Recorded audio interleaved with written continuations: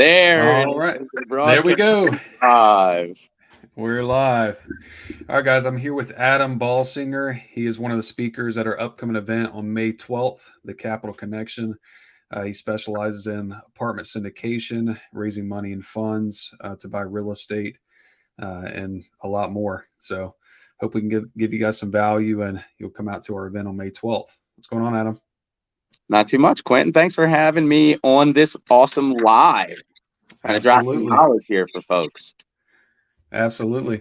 So we've actually never spoken one-on-one like this. So Is this funny? This is the first time we're actually first talking. time, first time. Mm-hmm. So I mean, why don't you tell me and everybody else like kind of your backstory, how you got into real estate, and then I can kind of pick up some questions from there. Well, I'll try to give you the abridged version, right?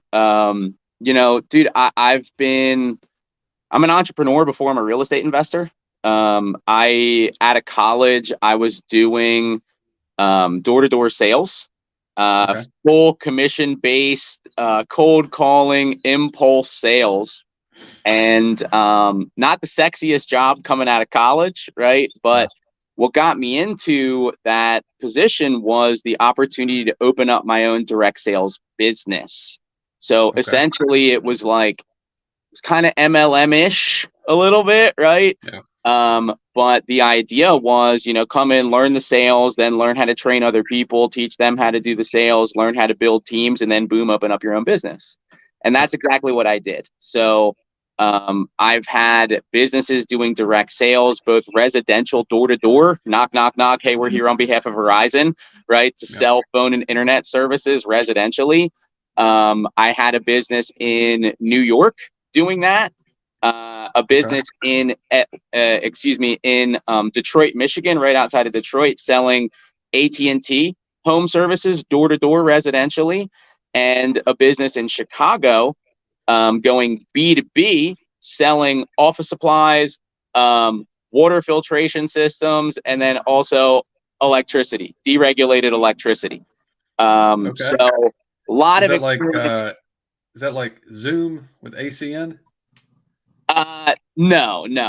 So it's so ACN is definitely like MLM, right? Yeah. And so the thing that was cool about this is that it had some like MLM similarities, but in most of those MLM structures, you can't surpass the person that kind of recruited you and brought you into the system, right? And in the company that I was in, that wasn't the case. Everything was totally performance based. You could surpass the person that recruited you, blah, blah, blah. And they didn't necessarily get a piece of anything that I had done. I gotcha. And there was kind of a client broker that I wound up being partnered with, and they were the ones that had the relationship with Verizon and AT&T and these other companies. So it's not like I was going into Verizon like, hey, I'm 22, let me sell your shit door to door. I had a relationship with this client broker, and they connected those dots. I gotcha.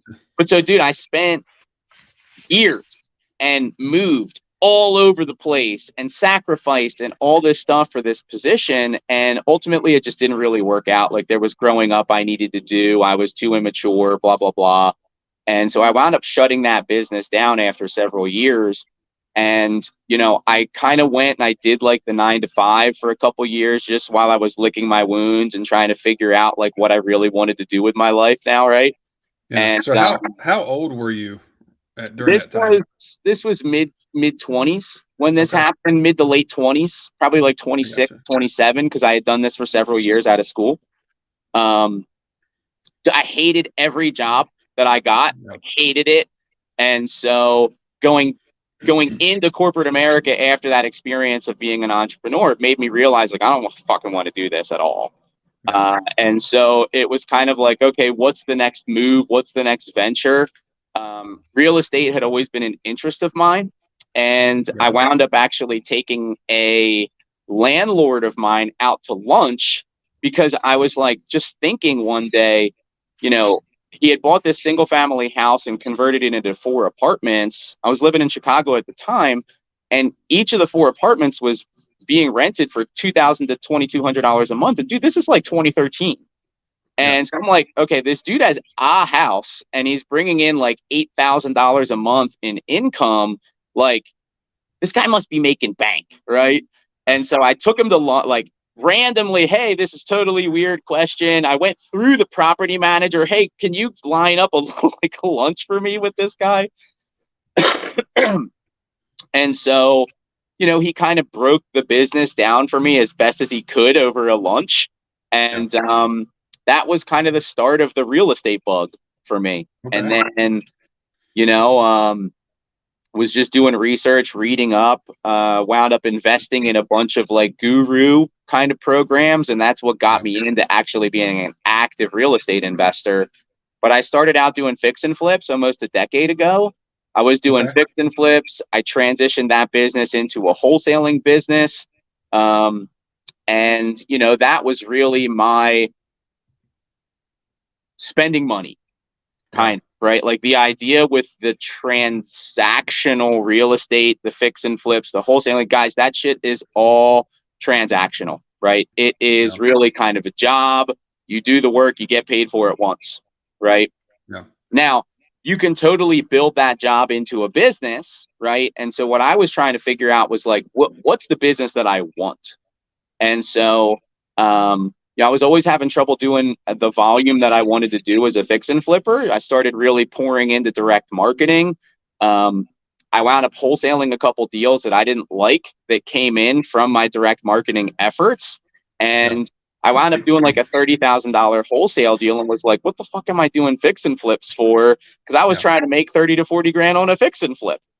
I didn't deal with contractors. I didn't deal with any of this other stuff, right? So, dude, what I learned was that, all businesses have challenges. None of them are easy. So if you're looking for an easy business, stop. It doesn't exist. They all have challenges.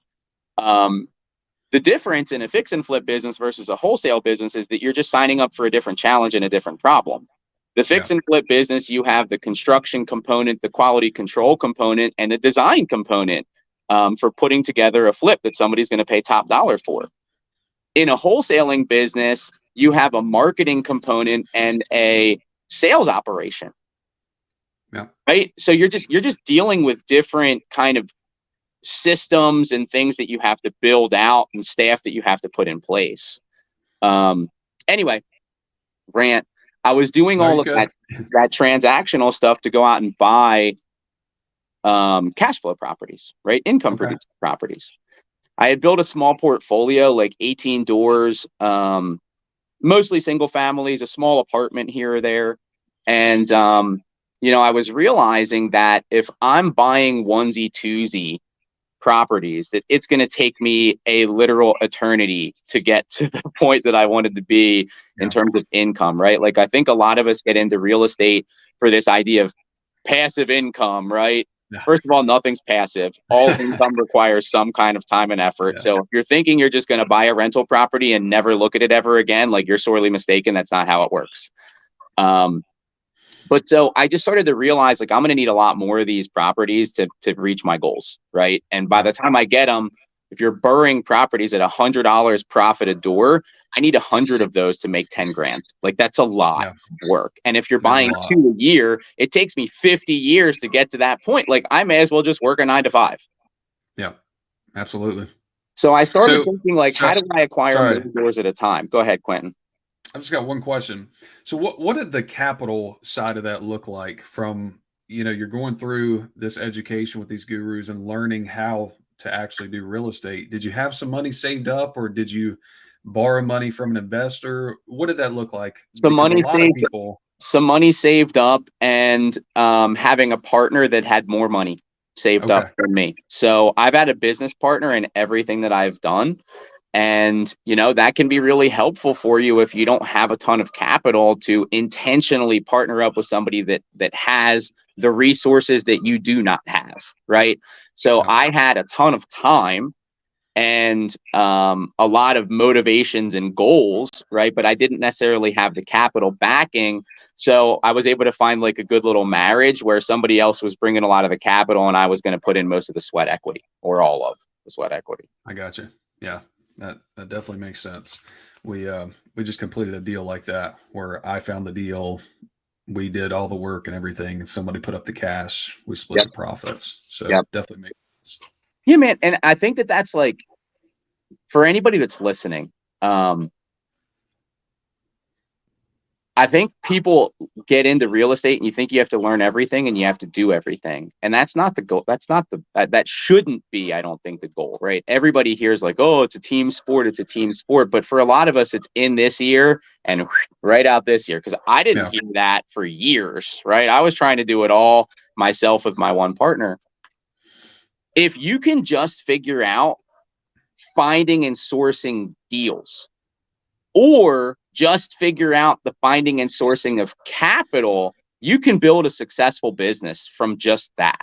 If you can do both, I keep going like this. If you can do both, then it puts you in a better position. But you don't have to do both. Every real estate transaction requires a deal, the lead, and then the capital needed to get the deal done. You don't have to check both of those boxes. You can just double down on one. And that's what I recommend for most people trying to get started. You don't have to do it all. Just figure out what you like best and what you're best at and do that. Yeah, definitely. Yeah, I always teach people to learn how to find the deals. If you can become just dangerously good at finding deals, then you can make millions in real estate. You don't need the capital. You don't need the knowledge even. Find somebody that can buy the property for you, from you, pay you a wholesale fee if needed, or get you in on the deal in some way in a flip or whatever it may be, and you can make money that way. But without the deal, you have no leverage. Bingo. And dude, a buddy of mine, just to like really illustrate this point with actual numbers, a buddy of mine in Philadelphia, wholesaler, he's been wholesaling for years. About a year and a half ago, he started putting effort into wholesaling commercial. Okay. Yeah. Not even a specific niche within commercial, just commercial. He has done multiple assignments. Okay. He puts it under contract and he assigns it where he's made 6 figures. Wow. Most recently, he did a JV with somebody where his profit from the JV was 250 grand. That's on a wholesale deal. On one wholesale deal that he JV'd with somebody on. He didn't even find the deal. Wow. For most people, that's way over an annual year's salary, and he did it in one deal. Now, it took him a while. He wasn't doing those deals immediately. It took him a couple months to figure it out, but I would say that's a good investment of your time. Oh yeah, absolutely. Right? I mean, invest a couple of months to make 5 years worth of the average person's salary. I know. Deal. Crazy stuff. Definitely can't beat that. So one thing I wanted to ask you about, the media is talking right now a lot about multifamily loans and how a lot of them are maturing. And some people are losing properties. They're going into foreclosure. Have you seen a lot of that, or what has your experience been with multifamily? Yeah. So the way that a lot of people were doing deals over the past 2 or 3 years, the space was really, really competitive in multifamily.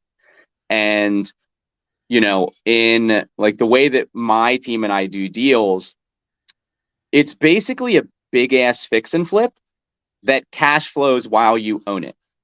Yeah. So we're looking for distressed apartment complexes that we can buy, add value to, increase the net operating income or the profit that the property generates, and then sell.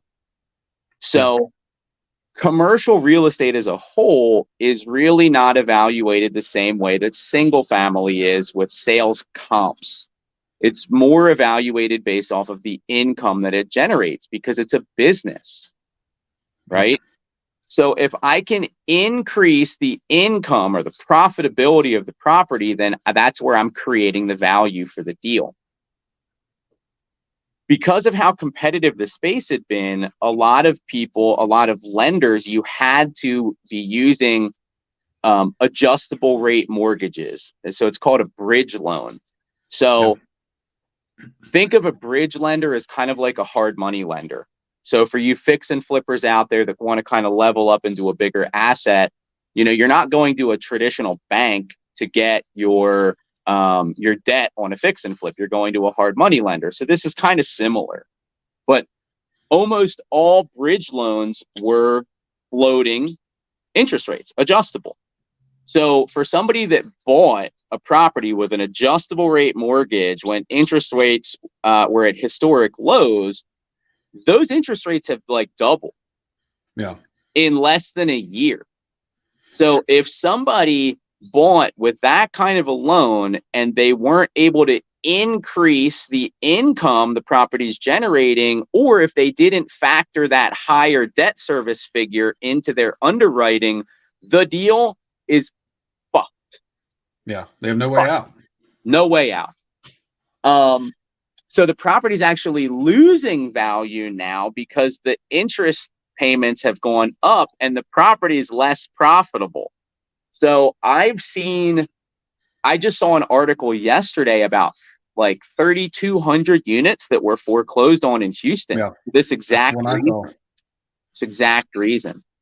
So really, it's almost like 2008, right? Like, because 2008, you had all these adjustable rate mortgages and you had people walking away from their homes when the property value dropped and the interest payments were going up and up and up.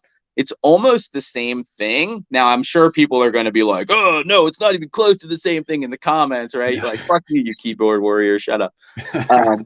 But it's kind of similar. It's not exactly the same, but I think there's some commonality there that you're seeing. So it's just another question of like, how conservative was somebody when they were putting the deal together? Yeah. So you can make money in a good market or a bad market, but you got to be conservative. And if you're being too aggressive and then the bottom falls out, you could be left holding the bag. Yeah, definitely. So what are some of the things you guys are doing? You talked about increasing the NOI, increasing the income for the property. What are some of the things you're doing to not only increase the value, but also the cash flow that you're getting off of the property and kind of hedging against that risk of the adjustable rate mortgages? Well, so the first thing is really when you're running your numbers, right? So most of the time, a lender will require you, if you're buying with that adjustable rate mortgage, a lot of lenders will require you to buy something called a rate cap. So even with an adjustable rate mortgage, if you're buying at a 5% interest rate, you pay like $300,000, and now the rate can't go higher than, let's say, 6.5%. Right? I'm pulling these numbers out of like thin air. Yeah. And so what then you do, the smart way to do this is when you're underwriting and analyzing your deal, you're using your going in interest rate, right, as kind of like your best case scenario. But then your worst case scenario, you're looking at, okay, what happens if I'm up against that rate cap the entire time that I own the deal? Yeah. So you want to make sure that the deal is safe before you even get into it, right? Now, to answer your other question about how we add value, in my opinion, it's really all about increasing the income. So we could try to make a property more profitable by cutting expenses, but you can only cut expenses so far before your operation takes a hit. Yeah. So if I have, 150 unit property, I need a certain amount of maintenance assistance, right? Or maintenance people to be able to really serve the needs of that apartment community.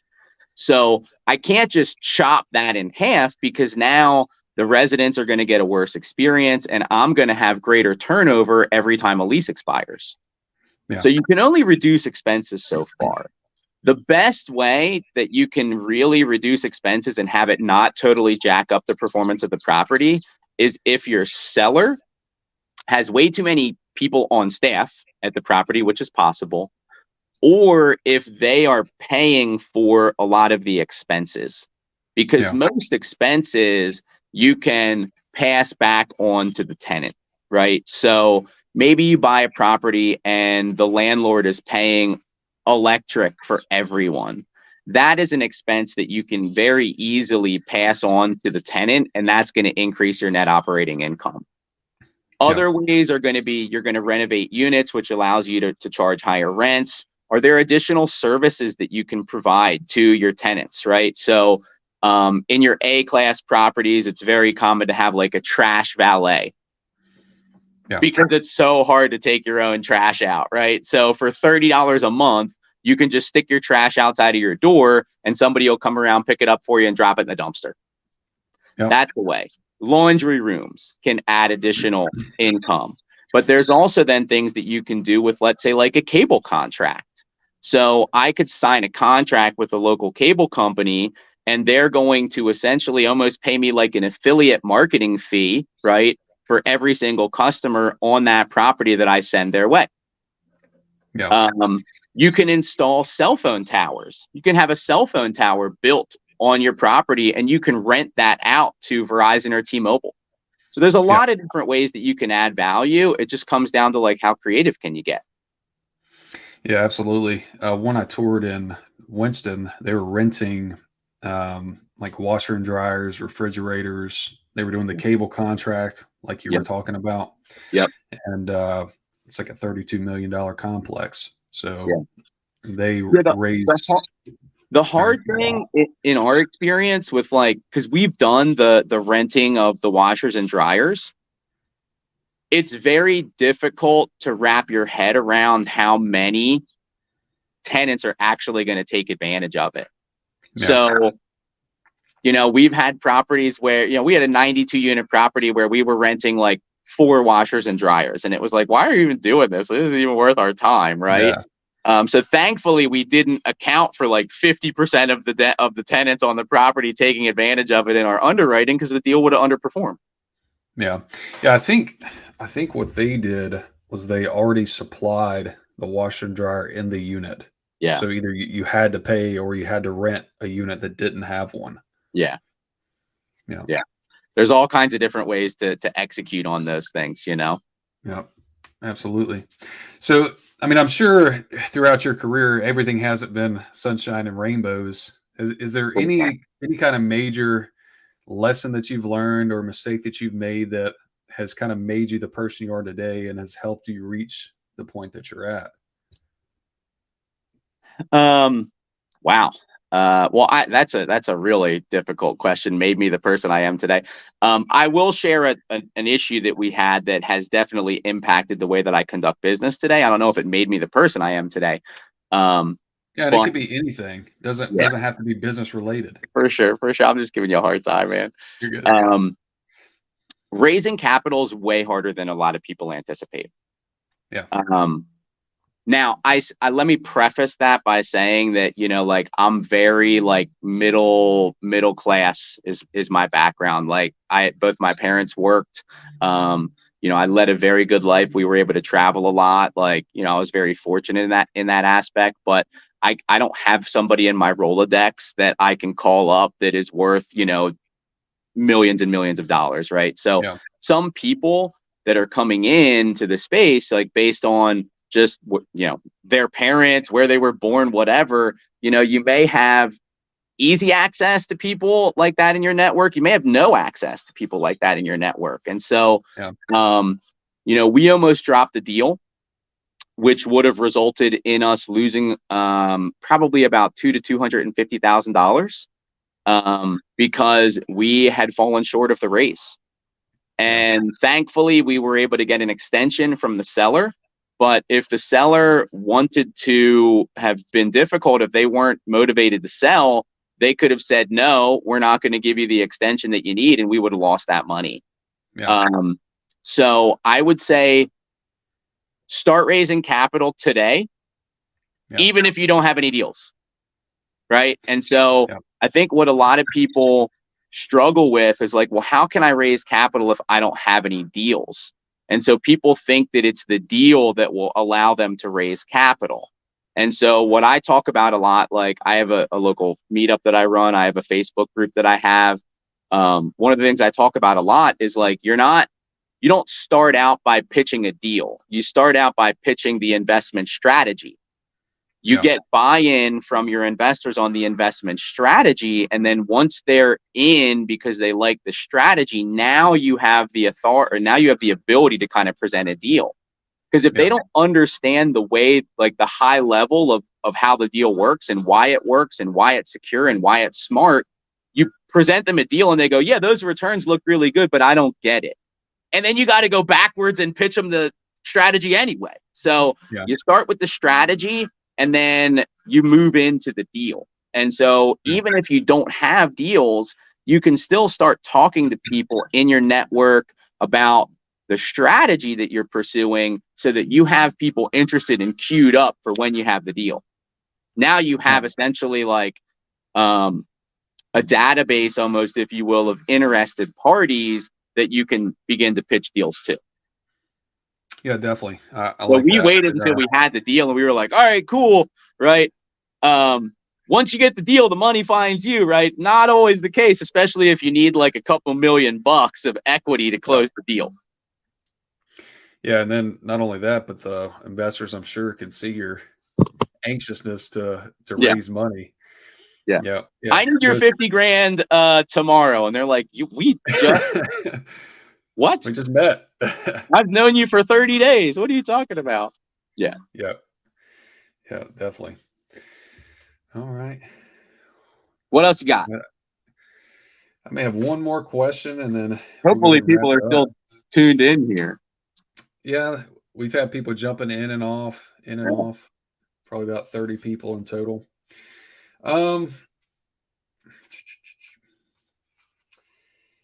So I mean, I guess the only other major question I have is what are some of the key components that you're looking at to determine if a property is a good deal? Like you talked earlier about making sure a property's value adds so that you don't come into some of the complications that other people have with adjustable rate mortgages. Now, what are some of the things you look at where you can identify that the property is going to be a winner? So I think where people really get into trouble, Quentin, is that people get emotionally attached to the deal, Yeah. right? And they like the deal. And so when we get emotionally attached and when we really like, I need to get a deal across the finish line, right? Our brain will process information differently, right? Like we're all very skilled at lying to ourselves Yeah. and justifying things to ourselves, right? So I Yeah. think that what it all boils down to is the level of either like aggressiveness or conservatism. I think I just made up both of those words. That's all right. As they're looking at deals. And dude, we can apply this to like, you can take this same exact thing that I'm about to say and apply it to a single family rental property, to your business with Airbnb, to single family fix and flips, right? So if I'm looking at a deal and let's say that on the property, the average rent is $850. Yeah. And I'm doing a market survey and I see that the market average for a similar property is $1,000 to $1,100. Well, what number do I want to use as I'm actually running my calculations, right? Do I want to use 1,000? Do I want to use 1,100? Or do I want to use somewhere in that range, right? Yeah. Well, it's a really interesting question. And it really depends, in my opinion, on kind of what's happening in that market. So for the longest time, dude, and you know this, rents have been spiking, like ridiculous, like double-digit rent increases year over year. Guys, that's not regular. That's not common. That's a byproduct of some really funky shit going on in the market, right? And so now what's happening is we're actually beginning to see in certain markets rents retreating. So if I want to be conservative and I'm in a market that I know rents are actually starting to retreat in, I might not even use $1,000 per unit, right? I might use $975. Maybe I use 1,000. I'm sure as shit not using 1,100. But if I did use 1,100 and the deal barely worked, based on that 1100 number, and now I can only get 1050, then I could be in trouble from the jump, right? It's the same thing as somebody who's a fix and flipper being like, well, normally I want to target the 70% of ARV rule, but I'm having trouble finding deals that pencil there. Even though the economy's potentially going down the shitter, I'm going to buy at the 80% of ARV rule. Well, what happens to that person if there's a downturn? That person takes it on the chin. They get punched in the throat over and over and over again. And so I think that it really all starts there. How conservative are you? And so even, dude, when we get a deal and an offer accepted and we start our due diligence, we're actively trying to kill the deal. I'm not trying to force it. I'm trying to take it out back and shoot it. So if I can't, then I can feel really confident that that deal is going to work versus if I'm doing everything in my power to try to make it work. Right. So I think it's really up here, and it's the perspective with which that you're, or the lens that you're viewing your analysis from, if that makes sense. I hope that it definitely does. And I mean, we kind of use the same approach with our properties. And for the people that are listening, what happens when you approach your investments in this way, like you're going to have good deals, but also you're going to get surprised with some really great deals. And that's what just puts the icing on the cake, is when you have a deal that, it performs at that best case scenario, and you're able to make a really good chunk of change on one property. Yeah. And because here's the reality, man, and you've been in the game long enough to know this. No deal goes according to plan. 100%. There's a fucking surprise every single deal. Oh, yeah. So do you want the surprise to be a happy surprise, or do you want the surprise to be like, I'm bankrupt and starting over from like a negative place surprise? It's an easy decision for me. I don't know about you, brother. So, I think that it really comes down to that. Yeah. Yep. I totally agree. Well, I think that's all I have, man. I appreciate you jumping on, and For sure. I'm sure people will be looking forward to hearing more from you on May 12th. I can't wait for the event. I can't wait. I'm super interested in the short-term rental game, dude. So I can't wait to hear your presentation. And I can't wait to knock some socks off of folks in the audience and share a little bit more about what we've been doing. If it wasn't like I'm now an accredited investor, I have a 7-figure net worth. And the only reason that I have that is because of the transition that I made over into multifamily. I mean, I would have gotten there sooner or later, right? But I got there a lot quicker than I thought I was going to because of that transition. It's just because of an adjustment in strategy. Yeah, absolutely. I couldn't agree more. Well, thanks again, man. And I'll be in touch with you. And if anybody, where can people get in touch with you? Your Instagram or Facebook? Or Instagram's the best place for me. So I am at Real Estate Adam and the number 7. All right, I'll post that in the comments for everyone. You're the man. At Real Estate Adam 7. Yes, sir. All right. Thanks again, man. I'll talk to you soon. Thank you for having me, man. I can't wait for next month. I hope to see a bunch of you all there. Go get your ticket. Definitely. It's going to be awesome.